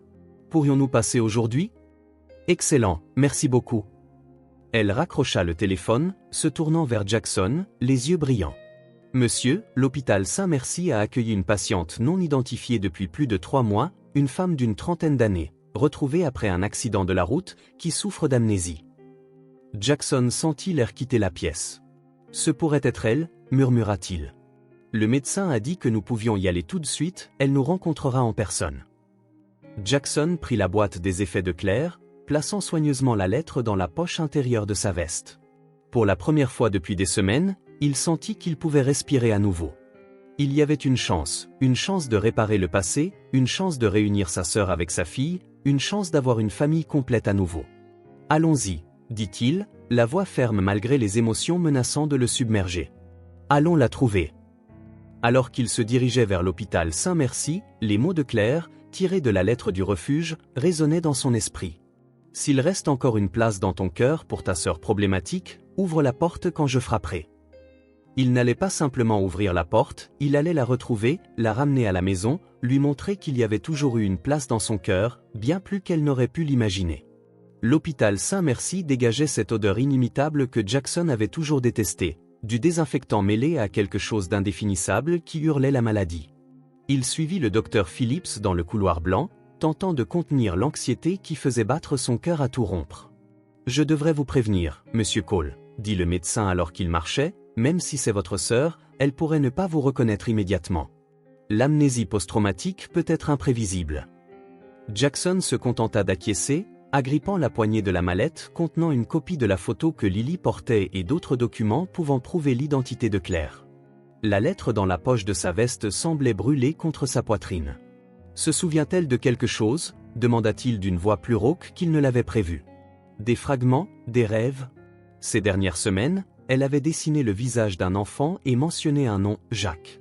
C'est alors que j'ai commencé à suspecter qu'il s'agissait peut-être d'un blocage émotionnel plutôt que d'un simple traumatisme physique. Ils s'arrêtèrent devant la chambre 307. Le docteur Phillips se tourna vers lui avec une expression sérieuse. « J'y vais en premier, préparez-la, attendez ici jusqu'à ce que je vous appelle, d'accord ?» Jackson voulait protester, il avait envie de foncer à travers la porte, d'embrasser Claire, de lui dire que tout irait bien, mais il se contenta d'acquiescer en s'appuyant contre le mur du couloir pendant que le médecin entrait. 5 minutes, qui semblèrent une éternité. Finalement, la porte s'ouvrit à nouveau. « Vous pouvez entrer, monsieur Cole, » dit le médecin, la voix serrée. Jackson s'avança, puis, après 15 ans, après 5 ans d'éloignement émotionnel, pendant lesquels il avait cru qu'elle était morte, et 3 mois de recherche frénétique, il aperçut sa sœur Claire assise sur le lit, vêtue d'une simple blouse d'hôpital. Elle avait l'air plus maigre qu'il ne s'en souvenait, son visage plus anguleux, avec de petites rides autour des yeux qui n'étaient pas là auparavant. Ses cheveux bruns étaient plus courts, effleurant ses épaules, mais ses yeux, des yeux de charbon, ce même bleu-gris que les siens, étaient inoubliables. Elle le regarda, confuse, il n'y avait aucune reconnaissance immédiate dans son regard, seulement de la curiosité et peut-être un soupçon de peur. « Claire » fut tout ce qu'il put dire, sa voix à peine audible. Puis quelque chose se produisit, subtil mais perceptible, un frisson sembla parcourir son corps, ses yeux s'écarquillèrent légèrement et sa respiration s'accéléra. « Tu me connais, dit-elle. » Ce n'était pas une question. Jackson fit un autre pas, tout en gardant une distance prudente afin de ne pas l'effrayer. « Oui, je suis Jackson, Jacques, ton frère. » Claire porta sa main à sa bouche, ses yeux se remplissant soudain de larmes. Elle ne comprenait pas, son corps reconnaissait quelque chose que son esprit n'avait pas encore saisi. Elle se tenait devant quelqu'un d'important, quelqu'un qui faisait partie d'elle. « Je ne me souviens pas, » dit-elle, les larmes coulant désormais sur ses joues. « Pourquoi est-ce que je pleure? Pourquoi cela fait-il tant mal de te voir ?» Jackson sentit ses propres yeux brûler. Il s'approcha, toujours avec précaution. « Puis-je » demanda-t-il en indiquant le bord du lit. Elle hocha la tête, essuyant ses larmes avec le dos de ses mains. Le docteur Philippe dit, « Tu pourrais être mon frère. »« Tu as une preuve ?»« Oui, j'en ai une, » répondit-il en ouvrant la mallette et en sortant la photo. Lily portait la même image retrouvée parmi les affaires de Claire au refuge, celle d'eux deux à Noël, juste avant que la famille ne se sépare. Claire prit la photo avec délicatesse, comme si c'était quelque chose de précieux et de fragile, ses doigts effleurant son visage, puis le sien, sur l'image, presque avec révérence. « C'est moi », murmura-t-elle, non pas en question, mais comme une affirmation. Son esprit reconnut l'instant, ces personnes et toi, oui, Noël 2019 chez nos parents dans le Connecticut. Elle continua à la regarder, absorbant chaque détail. « Nous avions l'air heureux », confirma Jackson. « Pas toujours, bien sûr, nous nous battions comme des chats et des chiens quand nous étions enfants. » Un sourire triste apparut sur ses lèvres. « Tu étais trop têtu pour ton bien. » Claire leva les yeux de la photo pour croiser son regard. « Je le suis toujours, » dit-elle, et pendant un moment, elle ressemblait presque à la Claire qu'il connaissait. « Je suppose que c'est pour ça que j'ai survécu. » L'air entre eux était chargé d'émotions, de questions non posées, d'histoires non racontées, d'années de distance. Jackson voulait la prendre dans ses bras, lui dire combien elle lui avait manqué, combien il était désolé pour tout, mais il devait y aller doucement. Cette Claire était en quelque sorte une étrangère au visage de sa sœur. « J'ai quelque chose d'autre à te montrer, » dit-il doucement. « Quelque chose qui pourrait aider ta mémoire. » Jackson sortit son téléphone et ouvrit une photo récente de Lily, souriant alors qu'elle tentait de résoudre un puzzle trop avancé pour son âge. La réaction de Claire fut immédiate. Elle poussa un cri, portant ses mains à sa bouche à nouveau, les yeux fixés sur l'écran. « Cette fille, murmura-t-elle. C'est celle de mes rêves. » Assoiffée. Dans les jours qui suivirent, Jackson réorganisa toute sa vie pour passer le plus de temps possible à l'hôpital. Il arrivait tôt le matin, avant le petit déjeuner, et ne rentrait chez lui qu'en soirée, après que Lily se soit déjà endormie sous la garde de Madame Martinez. Claire ne connut pas une récupération miraculeuse de sa mémoire, il n'y eut pas de moment eureka soudain, mais plutôt de petites avancées, des moments de clarté dans la brume. Jackson apporta des photos, lui conta des histoires d'enfance, parla de leurs parents, décédés dans un accident d'avion 5 ans plus tôt, peu après la dispute des frères et sœurs. Parfois, Claire écoutait simplement, impassible, d'autres fois, ses yeux étincelaient de reconnaissance. « Il y avait une cabane dans les arbres, » dit-elle un jour, surgissant de nulle part, « tu es tombé et tu t'es cassé le bras. » Jackson sourit, surpris et ému. « Oui, j'avais 10 ans et tu en avais 7. J'avais essayé de grimper par l'extérieur au lieu d'utiliser l'échelle pour me la péter, typique, murmura-t-elle. Pour la première fois, un léger sourire se dessina sur ses lèvres. Un matin particulièrement beau, près de 2 semaines après leur retrouvaille, Jackson arriva à l'hôpital avec des nouvelles. Le médecin déclara « Vous pouvez avoir un autre visiteur aujourd'hui », annonça-t-il en essayant de contenir son excitation, « quelqu'un de très spécial souhaite vous voir. » Claire, qui passait désormais la majeure partie de son temps dans un fauteuil près de la fenêtre plutôt qu'au lit, le regarda avec curiosité. « Qui ? » « C'est une surprise, » dit Jackson en souriant. « J'ai juste besoin de savoir si tu es prête. Si c'est trop pour toi, nous pouvons attendre. » Elle réfléchit un instant, puis hocha la tête. « Je suis prête. » 1 heure plus tard, après une conversation minutieuse avec le docteur Phillips, Jackson revint dans la chambre, tenant la main de Lily. La petite fille était nerveuse, se mordillant la lèvre inférieure, un geste tellement semblable à celui de Claire que cela lui faisait mal. Jackson se mit à genoux devant elle dans le couloir, ajustant le nœud dans ses cheveux. « Souviens-toi de ce dont nous avons parlé. Maman ne se sent pas bien et ne peut pas se souvenir de tout pour le moment, alors nous devons l'aider en douceur, d'accord ?»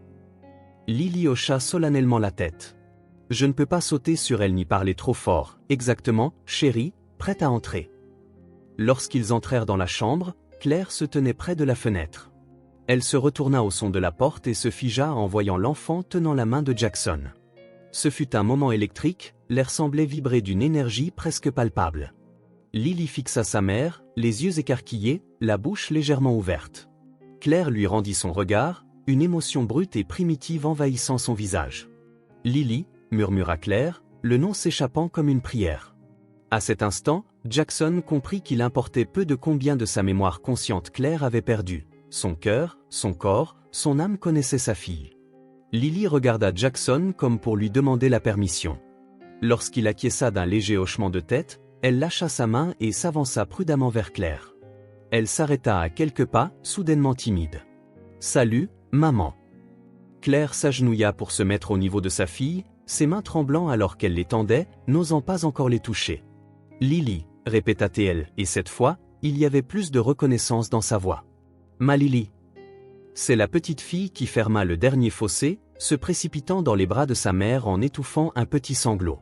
Claire l'embrassa fermement, enfouissant son visage dans les cheveux de sa fille, tout son corps tremblant sous l'effet d'émotions qui dépassaient la mémoire ou la raison. Jackson observa à distance, des larmes coulant librement sur son visage. C'était un début fragile et incertain, mais réel. Dans les semaines qui suivirent, les progrès se firent sentir. Avec les visites régulières de Lily, la mémoire de Claire semblait revenir plus rapidement. L'enfant agissait comme un pont vers le passé, chaque geste ou mot déclenchant de nouveaux souvenirs. 1 mois après leur première rencontre, Claire fut autorisée à sortir de l'hôpital. Jackson avait préparé la chambre d'amis dans son appartement, celle que Lily n'utilisait pas, pour elle, juste jusqu'à ce que tu te sentes à l'aise d'avoir ton propre espace, expliqua-t-il en l'aidant à s'installer.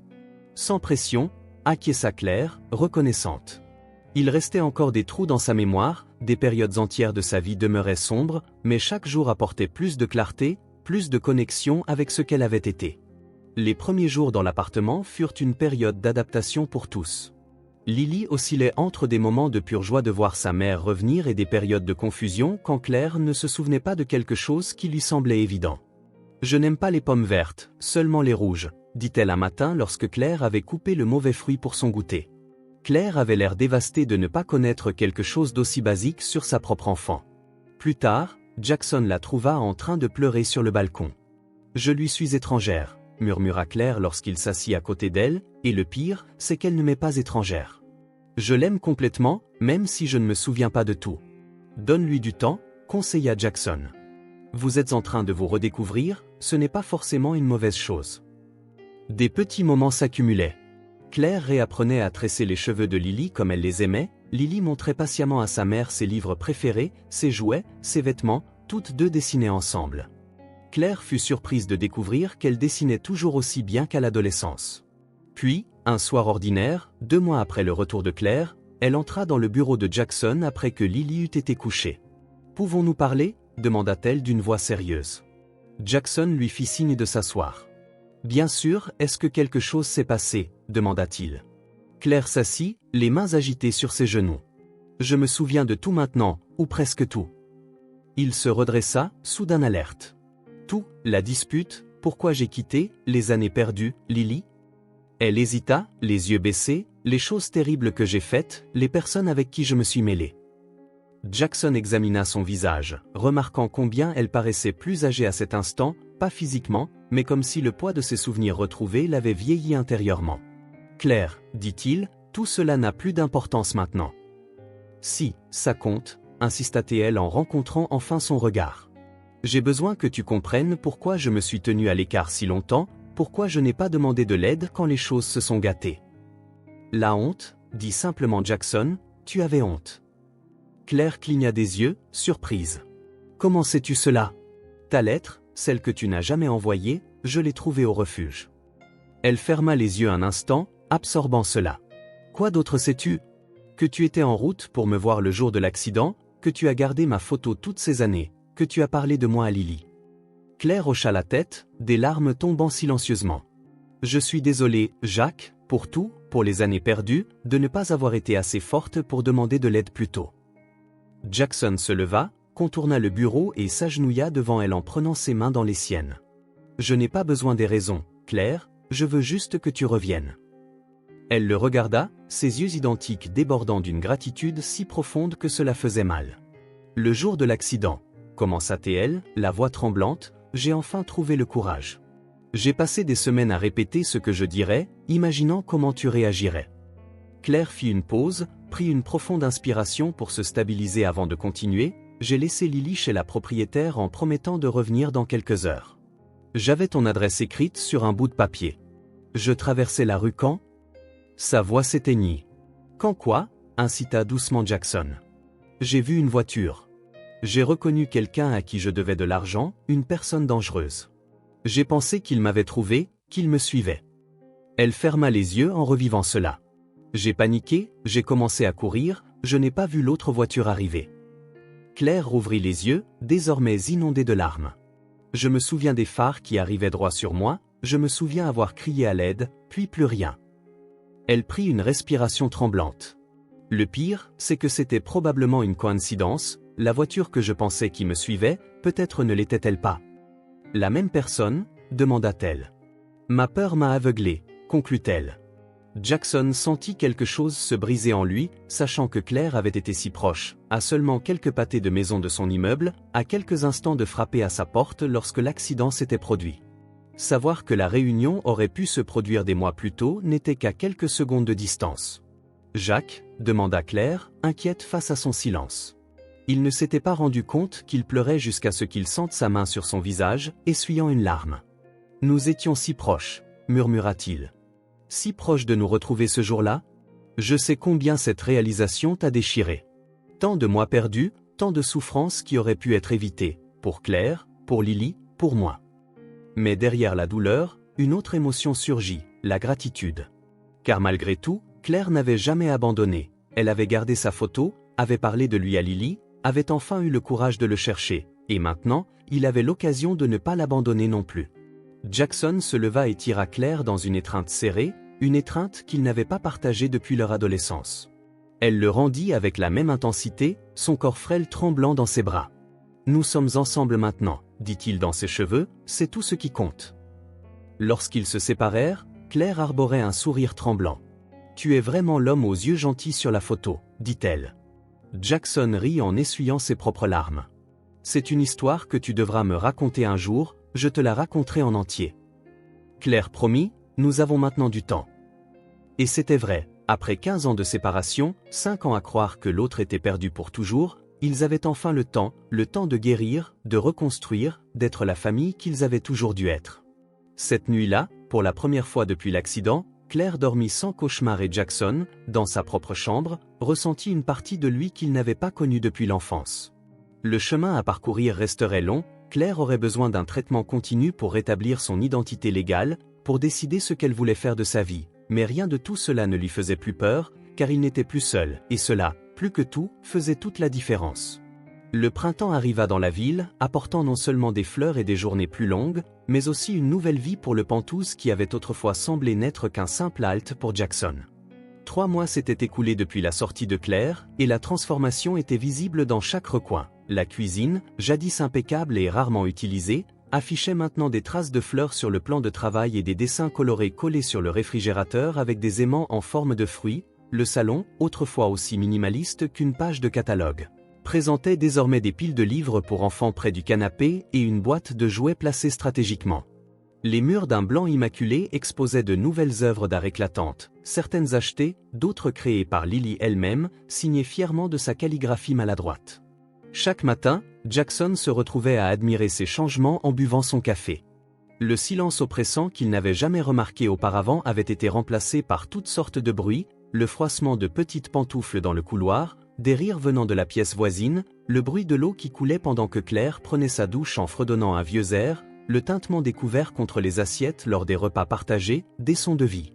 Par ce samedi matin particulièrement ensoleillé, il observait Claire et Lily dans la cuisine en train de préparer le petit déjeuner. Sa sœur portait un tablier simple, ses cheveux attachés en un chignon décontracté. Lily se tenait sur un tabouret à côté d'elle, la langue dépassant du coin de sa bouche, concentrée de toute la détermination d'une enfant de 4 ans à casser un œuf sans tout renverser. « Doucement, ma chérie », instruisit patiemment Claire. « Tapote-le légèrement. Ensuite, utilise tes pouces pour écarter la coquille », dit Jackson en souriant, appuyé dans l'encadrement de la porte. Ces petites scènes domestiques, si communes pour de nombreuses familles, étaient des trésors pour eux. Chaque moment partagé semblait compenser un peu les années perdues. Claire savait désormais où se trouvait chaque ustensile, Jackson savait exactement comment elle aimait son café, fort, avec une touche de cannelle, et Lily savait que sa place était entre les deux adultes, littéralement et figurativement. « Il est temps de retourner la crêpe », annonça Claire, et Lily se pencha, fascinée par le retournement expert de sa mère. « Je veux essayer », supplia-t-elle en tendant la main vers la spatule. Claire hésita, regardant Jackson qui se contenta de hausser les épaules, amusé. Qu'est-ce qu'une cuisine serait sans un peu de désordre, n'est-ce pas? Claire rit et guida la main de Lily sur la spatule. D'accord, nous allons essayer avec une petite crêpe. La première tentative fut un désastre. Le pancake resta collé à la spatule et se retrouva à moitié dans la poêle, à moitié sur la cuisinière, mais le rire de Lily était si contagieux qu'ils se mirent tous à rire. Lorsqu'ils s'assirent pour manger, Jackson réalisa combien ces matinées de week-end paresseux comptaient pour eux tous. Les jours de semaine étaient plus pressés, il dirigeait toujours son entreprise, bien qu'il ait délégué davantage de responsabilités pour pouvoir rentrer plus tôt. Claire avait commencé à travailler à temps partiel dans une école maternelle locale, où son talent pour travailler avec les enfants et ses compétences artistiques étaient rapidement appréciées, et Lily, maintenant inscrite dans une école maternelle à proximité, s'épanouissait dans son nouvel environnement stable.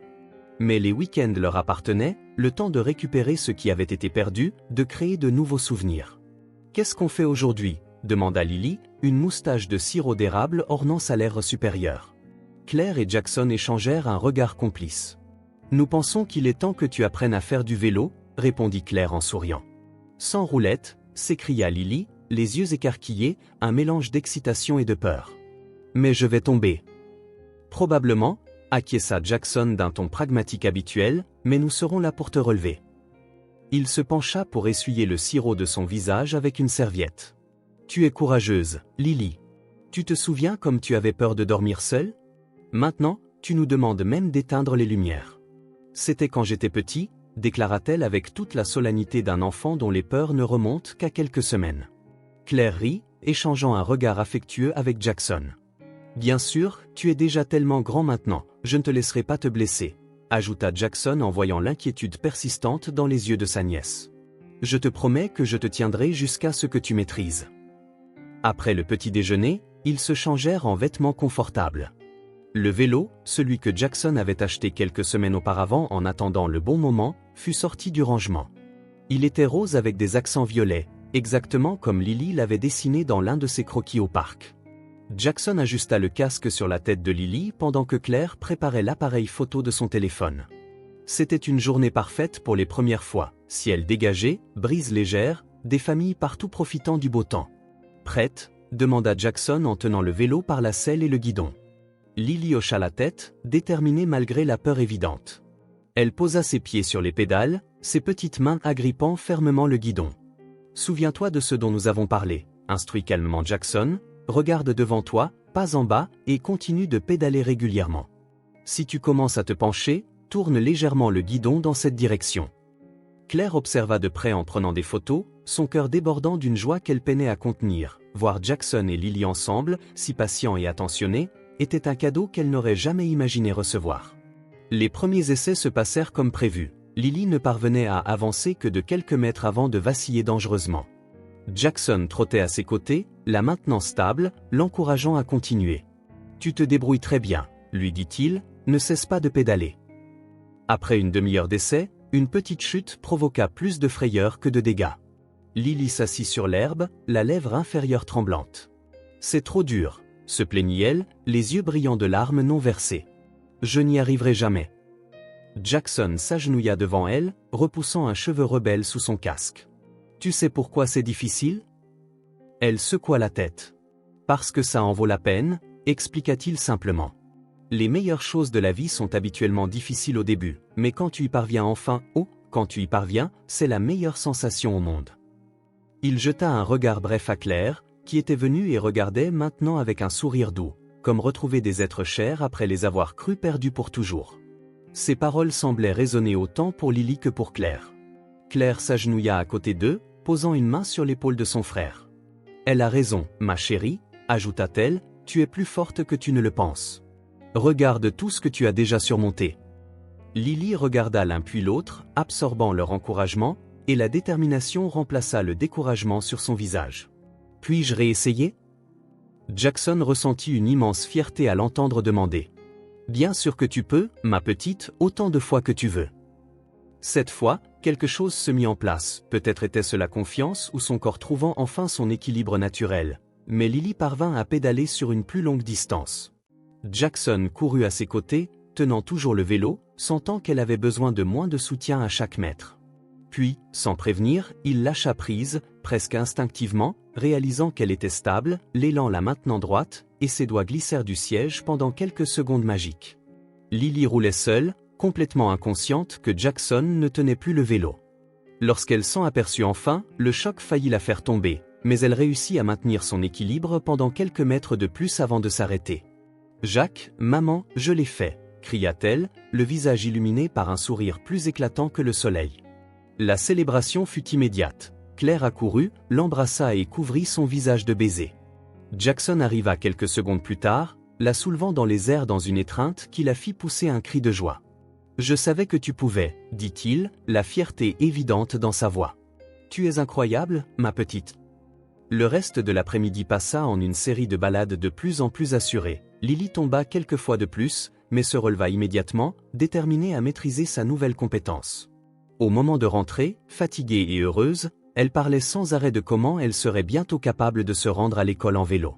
« Prenons notre temps, » rit Claire en échangeant un regard complice avec Jackson. « Un pas à la fois, une pédale à la fois, » ajouta Jackson en lui ébouriffant les cheveux. Après un simple dîner, les trois s'installèrent dans le salon. Il était temps pour un autre rituel du week-end, trier de vieilles photos et souvenirs que Jackson avait rangés dans son placard. Depuis des années, « Qu'est-ce qu'on regarde aujourd'hui ?» demanda Lily, blottie entre eux sur le tapis moelleux. Jackson sortit une boîte qu'il n'avait pas encore ouverte. « Je pense que ce sont des albums de notre enfance, » dit-il, l'ouvrant. « De la maison de nos parents dans le Connecticut. La première fois qu'ils avaient ouvert l'une de ces boîtes, il y a quelques semaines, avait été tendue. Claire récupérait encore ses souvenirs par bribes, il y avait une crainte que les photos ne déclenchent des souvenirs douloureux ou pire, l'absence totale de souvenirs. Mais, au lieu de cela, elles étaient devenues un outil puissant dans sa guérison, chaque image aidant à combler les blancs, à reconnecter Claire avec son passé. Elle prit l'un des albums, l'ouvrit délicatement, sa mémoire était presque complète maintenant, mais il y avait encore des moments qui semblaient appartenir à une autre personne, une autre vie. « Regarde ça », dit-elle, tournant l'album pour qu'il puisse voir une photo de deux adolescents souriant assis sur une jetée, leurs pieds pendant au-dessus de l'eau. L'été 2005 à les coins d'Hermire. Tu devais avoir, quoi, 13 ans? Jackson hocha la tête, examinant de plus près, et toi, tu avais 10 ans. C'était quand tu es tombé en essayant d'attraper une grenouille, tu te souviens? Claire rit, un son léger et sincère, et tu as sauté pour me sauver, même si je savais nager parfaitement bien. L'instinct de grand frère, dit Jackson en haussant les épaules, souriant. Je ne pouvais pas l'ignorer, et je ne peux toujours pas, observa doucement Claire. Seulement, maintenant, tu nous sauves tous les deux. Ce commentaire resta suspendu dans l'air, chargé d'une gratitude muette. Jackson s'éclaircit la gorge et tourna la page de l'album pour dissimuler l'émotion qui menaçait de l'envahir. Lily regardait, fascinée, pendant qu'il feuilletait l'album, désignant des photos et racontant des histoires. Jackson et Claire au bal d'école, au Noël en famille, aux vacances à la plage, une vie normale qui semblait désormais si lointaine.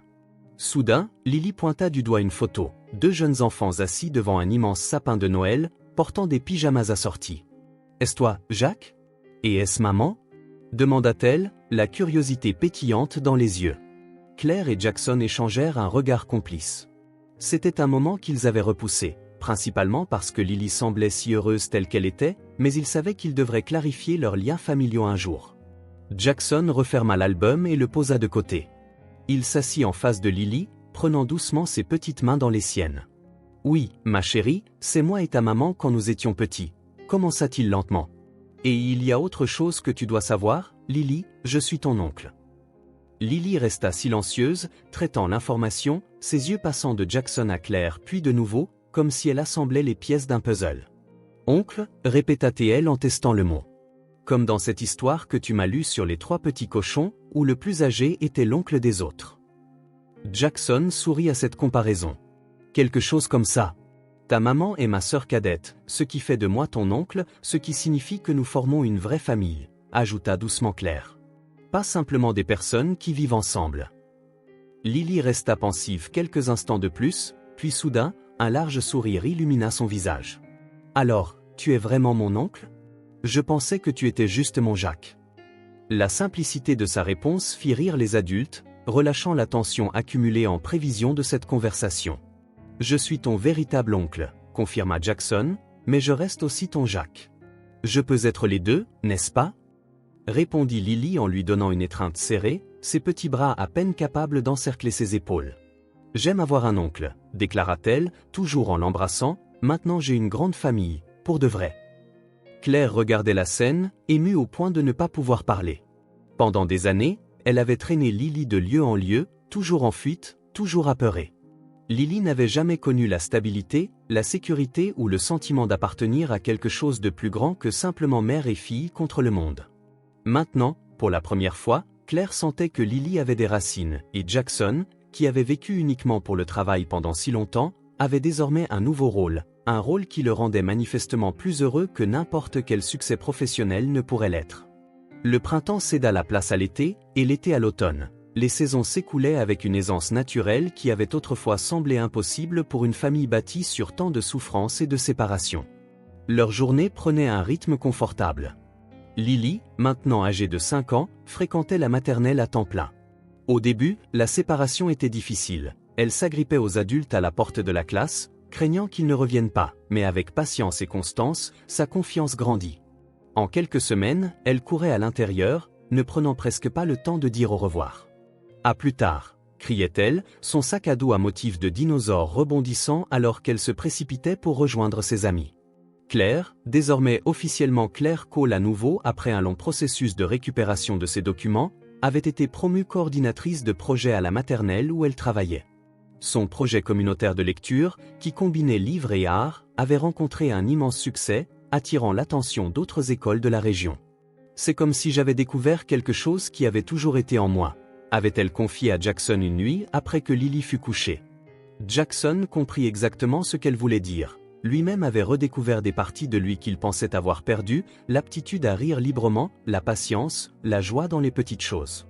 Il dirigeait toujours son entreprise, bien sûr, mais avec une nouvelle perspective. Les réunions tardives furent remplacées par des dîners en famille, les voyages d'affaires, quand ils étaient inévitables, étaient plus courts, et pour la première fois de sa vie d'adulte, il prit de vraies vacances, 2 semaines entières à la plage, à construire des châteaux de sable avec Lily et à discuter avec Claire sous un ciel étoilé. Le Penthouse, autrefois si stérile, semblait désormais trop petit pour contenir tout cet amour. Jackson avait acheté une maison en périphérie de la ville, spacieuse, avec un jardin où Lily pourrait courir et où Claire pourrait planter des fleurs. Il prévoyait d'emménager le mois suivant. « Penses-tu qu'elle s'adaptera bien ?» demanda Claire, inquiète de savoir comment Lily se sentirait en quittant le seul foyer stable qu'elle ait connu. « Elle va adorer, » répondit Jackson avec confiance. « Tu te souviens comme elle était excitée par sa nouvelle chambre et la balançoire dans le jardin ? En plus, ajouta-t-il, nous serons toujours les 3 ensemble et c'est ce qui compte pour elle. » Un dimanche après-midi tranquille, les 3 se trouvaient dans le jardin de la nouvelle maison, profitant du beau temps avant le déménagement officiel. Claire était assise dans un fauteuil confortable, lisant à haute voix un livre de poésie, sa plus récente découverte, tandis que Jackson arrosait les nouvelles plantes qu'ils avaient achetées la veille. Lily poursuivait des papillons parmi les massifs, son rire résonnant dans l'espace ouvert. « Regarde, Jacques !» cria-t-elle en pointant le ciel. « Un arc-en-ciel !» Jackson et Claire levèrent les yeux. En effet, un arc-en-ciel pâle s'arquait dans le ciel bleu, laissé par une légère pluie plus tôt dans la journée. « C'est un signe de chance », dit Jackson en posant l'arrosoir. « On dit que si tu trouves l'extrémité de l'arc-en-ciel, il y a un coffre rempli d'or qui t'attend. »« Peut-on aller voir ?» demanda Lily, les yeux brillants d'excitation. Claire rit. « Ma chérie, mon arc-en-ciel, ce n'est que de la lumière et de l'eau, ça n'a pas de fin physique que tu puisses toucher. En plus, » ajouta Jackson en tirant Lily dans ses bras, « nous avons déjà trouvé notre trésor, n'est-ce pas ?» Ils firent une pause pour un goûter sur la terrasse. La table était simplement dressée avec des sandwichs, des fruits frais et de la limonade. Pendant qu'ils mangeaient en discutant des plans pour la nouvelle maison, Lily aperçut quelque chose sur le mur du salon, visible à travers la porte vitrée. « Puis-je voir les photos ?» demanda-t-elle en pointant du doigt. Claire acquiesça et ils entrèrent tous à l'intérieur. Sur le mur principal du salon, 2 photos encadrées étaient accrochées côte à côte. La première, encore protégée par son plastique usé, était la photo de Jackson et Claire lors de leur dernier Noël ensemble, celle que Lily avait portée avec elle lorsqu'elle était dans la rue, son seul lien avec une famille qu'elle connaissait à peine. À côté se trouvait une photo récente des 3 ensemble dans le parc, souriant à la caméra, baignant dans une lumière dorée. Lily était au centre, Claire à gauche, Jackson à droite, tous connectés, tous appartenants. Lily fixa les 2 photos longuement, son expression devint soudain sérieuse. Puis, en les pointant du doigt, elle dit « La première, c'est nous quand nous étions perdus, la deuxième, c'est nous quand nous avons été retrouvés. » Cette observation simple mais profonde surprit Claire et Jackson. Ils échangèrent un regard par-dessus la tête de Lily, les yeux brillants de larmes et un sourire complice sur les lèvres, car elle avait raison. Bien sûr, leur histoire n'avait pas eu une fin heureuse immédiate. Il y avait eu douleur, séparation, des années perdues qu'ils ne pourraient jamais récupérer. Mais ils avaient obtenu quelque chose de mieux qu'un conte de fées facile. Ils avaient eu un tout nouveau départ, une seconde chance bâtie sur la patience, le pardon et l'amour. Jackson se mit à genoux pour se mettre au niveau de Lily. « Quand tu as trouvé cette photo parmi tes affaires, souviens-toi, c'était comme de la magie qui te guidait vers moi, comme l'étoile dans le livre que tu as lu hier. » « Celui qui montrait le chemin du retour ?» demanda Lily. « Exactement » acquiesça Claire, émue par la comparaison. Lily toucha le cadre de l'ancienne photo. « C'est là que tout a commencé, hein ?» Jackson sourit doucement en caressant son petit visage. « C'est là que tout est revenu. » Claire les rejoignit et les 3 s'assirent sur le canapé, contemplant les photographies qui racontaient leur histoire. Ils n'étaient pas une famille parfaite, il y avait encore des jours difficiles et des cicatrices que le temps n'effacerait jamais complètement, mais ils étaient à nouveau entiers, et ils avaient appris que c'était plus que suffisant, c'était tout. « Devine ce que ma maîtresse m'a demandé aujourd'hui ?» dit soudain Lily, brisant le silence confortable. « Quoi ?» demanda Claire. « Elle m'a demandé ce que je voulais être quand je serai grande. » Lily fit une pause dramatique et dit « Je veux être heureuse comme maintenant ».